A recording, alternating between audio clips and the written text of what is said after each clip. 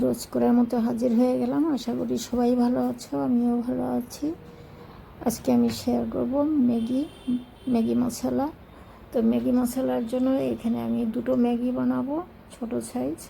এখানে একটা টমেটো নিয়েছি, অর্ধেক পেঁয়াজ নিয়েছি, কাঁচা লঙ্কা নিয়েছি, শুকনো লঙ্কা, রসুন, ধনেপাতা আর ম্যাগি মশলা নেওয়া হয়েছে। তো এখানে আমি পেঁয়াজ লঙ্কা সব কেটে নিয়েছি আর ম্যাগিগুলো ভেঙে নিয়েছি। এখন আমি ম্যাগিটা বানাতে এসে গেছি। এখানে একটা প্যান বসিয়ে দিয়েছি, প্যানটা গরম হয়ে গেছে। সর্ষের তেল দিয়ে বানাবো। যারা সর্ষের তেল দিয়ে ম্যাগি মশলা বানাওনি একবার ট্রাই করে দেখতে পারো, এটার মজাই আলাদা। তো প্যানটা গরম হওয়ার পরেই তেলটা দিতে হবে। তেল গরম হয়ে গেছে, সর্ষের তেলের ঝাঁজটা কাটিয়ে নিয়ে এটার মধ্যে রসুন অ্যাড করে দিলাম।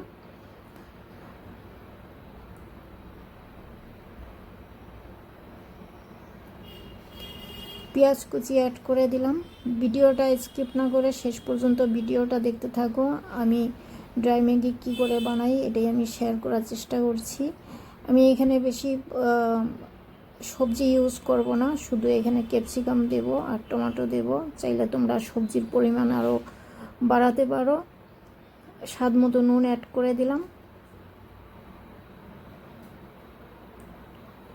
পেঁয়াজটা হালকা লাল হবে, তারপরেই আমি আস্তে আস্তে সব সবজিগুলো দিতে থাকবো। এখানে আমি কাঁচা লঙ্কা দিয়ে দিলাম। কাঁচা লঙ্কার পরিমাণটা একটু বেশি রেখেছি, কারণ লঙ্কাগুলো ঝাল কম আছে। তোমরা চাইলে কম বেশি করতে পারো।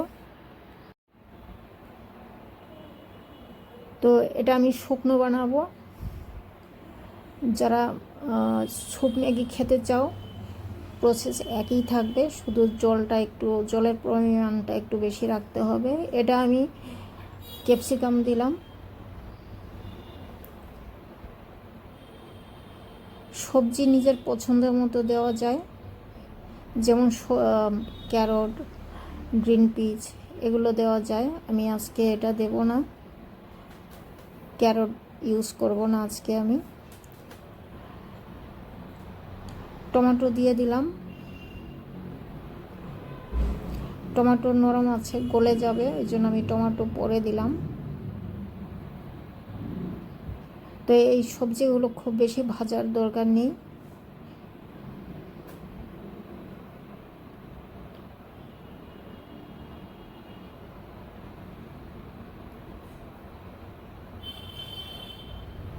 এই তো পেঁয়াজের সঙ্গে আর রসুনের সঙ্গে মিশিয়ে আমি এখন ম্যাগি মশলা ইউজ করলাম। এটা এখানে দুটো ম্যাগি মশলা আছে, 2 প্যাকেট।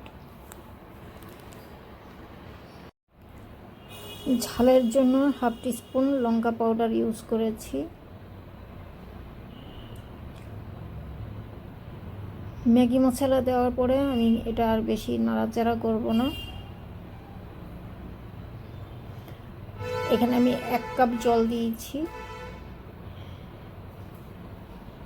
এটা যদি ম্যাগি স্যুপ করা যায় তাহলে এটা 2 কাপ বা 2.5 কাপ জল রাখা যাবে।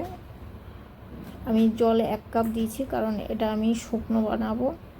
আর এটা টমেটো কেচাপ দিয়ে ভালো মতো করে মিশিয়ে দিলাম জলের সঙ্গে। তো সবজি আর যা যা মশলা ইউজ করেছি সবই আমি ভালো মতো করে কষিয়ে নেড়ে চেড়ে মিশিয়ে দিয়েছি। এখন আমি এটা বলক উঠবে, ভালো মতো করে ফুটবে। ফোটার জন্য আমি ঢেকে দিয়েছিলাম 2 মিনিটের জন্য। এই তো ফুটে গেছে। ভালো মতো করে এটাকে বলক উঠাতে হবে, তাহলে মশলার গন্ধ যাবে। এখন আমি এই ম্যাগিগুলো দিয়ে দিচ্ছি। ম্যাগিগুলো আমি ভেঙে নিয়েছি, চাইলে তোমরা গোটা দিতে পারো। তো ম্যাগিগুলো দেওয়ার পরে একবার আমি উল্টো করে দিব, দিয়ে ঢেকে দেব।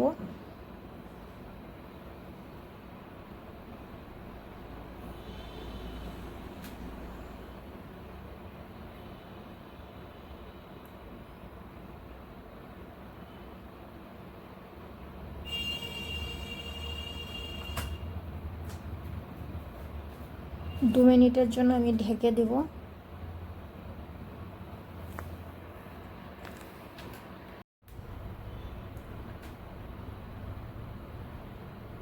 তো 2 মিনিট পর আমি ফিরে এসেছি, ম্যাগি ফুলে গেছে। এখন আমি ভালো মতো করে নেড়ে মিশিয়ে দেব।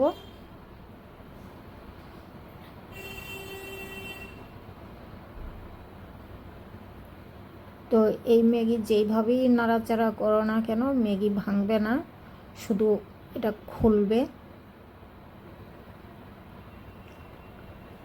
তো এটা খোলার খুব দরকার, নাহলে এই যে যা মশলা সবজি সব মিশবে না, এটা মিশাবার দরকার আছে।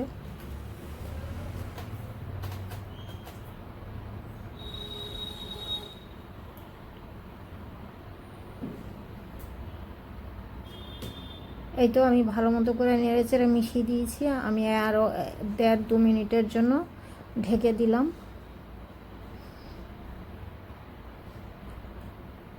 আমি আবার খুলে এবার চেক করছি, পুরোভাবে হয়ে গেছে ম্যাগি। এখন আমি আবার নেড়েচেড়ে মিশিয়ে নিব। তলাতে যা জল আছে পুরোটা ঠিকমতো শুকিয়ে নিব।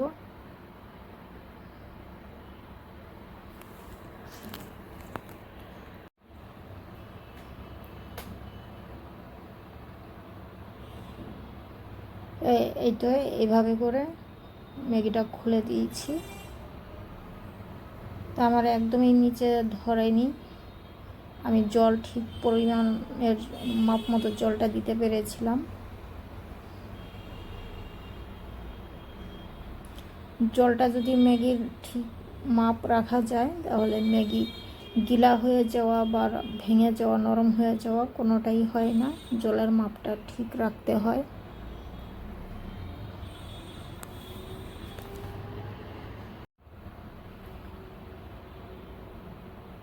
তো এখন আমি ধনেপাতা কুচি অ্যাড করে দিচ্ছি, আর এখানে হাফ টিস্পুনের মতো আমি চিলি ফ্লেক্স অ্যাড করছি।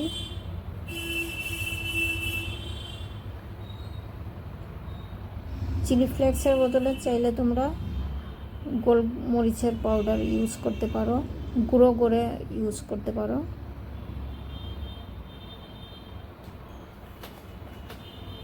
তো ধনেপাতা আর চিলি ফ্লেক্স দেওয়ার পরে আমি নেড়ে চেড়ে মিশিয়ে নামিয়ে দিচ্ছি।